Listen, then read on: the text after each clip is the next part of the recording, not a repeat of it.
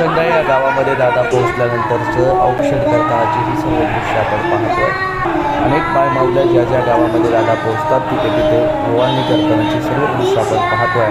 आणि ज्या घरी आपली दुपारची व्यवस्था थांबण्याची व्यवस्था होती त्या घरातली सर्व मंडळी या ठिकाणी सर्व दृश्य आपण पाहतोय दादाच्या सोबत आणि हे फॅमिली फोटो आपण या ठिकाणी पाहतो आहे।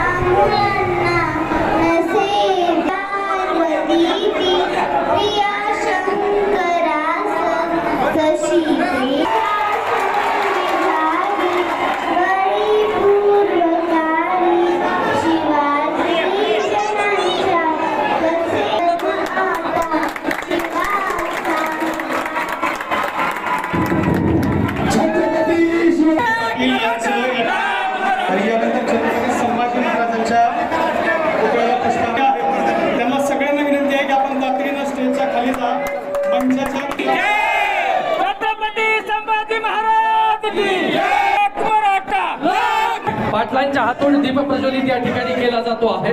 एक दिवा पेटता पेटता दुसरा दिवा पेटतो, काही दिशा पसरलेला अंधार क्षणभरात पेटतो।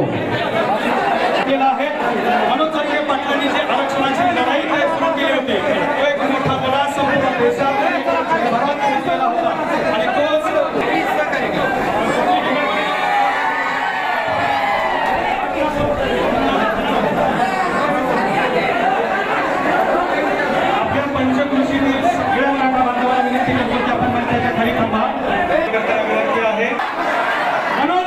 आगे बढ़ो।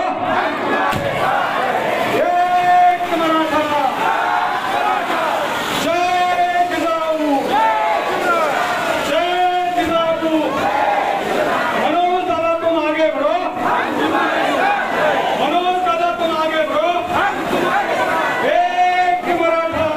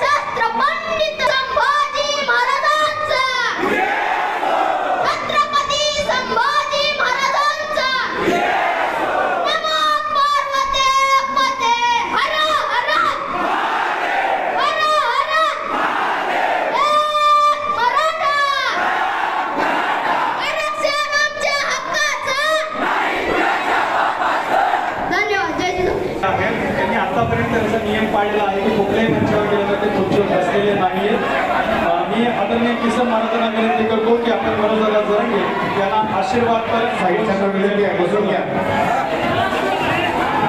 आपल्या सगळ्यांची कृपा संभाजी महाराज यांना पट्ट्याची उत्कर्ष दिलेली आहे। मला वाटतं रुक्माबाईच्या कृपेने आशीर्वाद आहे, त्यांची एकनिष्ठता अखंड असावी, त्यांच्या मनोधर्माने आपल्या कामना या ठिकाणी तुम्ही आला, रुक्मा महाराजचं दर्शन झालं, कानोडे साहेबांनी या ठिकाणी तुम्हाला आणलं गेलं, ध्वजारोहण झालं। आज पाडवा आहे, पाडव्याच्या निमित्ताने ध्वजारोहण तुमचा ध्वज कायम राहील एवढा तुम्हाला आशीर्वाद देतो आणि पुढील कार्यक्रम पाहतो निळ्या आकाशाची। दादा संपूर्ण मराठी वाट पाहतात आपल्या मार्गदर्शनाची। मनोज दादा थोड्याच वेळात आपल्याला बोलणार आहेत, परंतु किसन महाराजांची एक महत्त्वाचा दागिना आहे, म्हणजे गरजवंत मराठ्यांचा लढा एक निष्ठावंत मराठा लढतोय हे किसन महाराजांच्या बोलण्यातून स्पष्ट झालेलं आहे। मनोज दादांच्या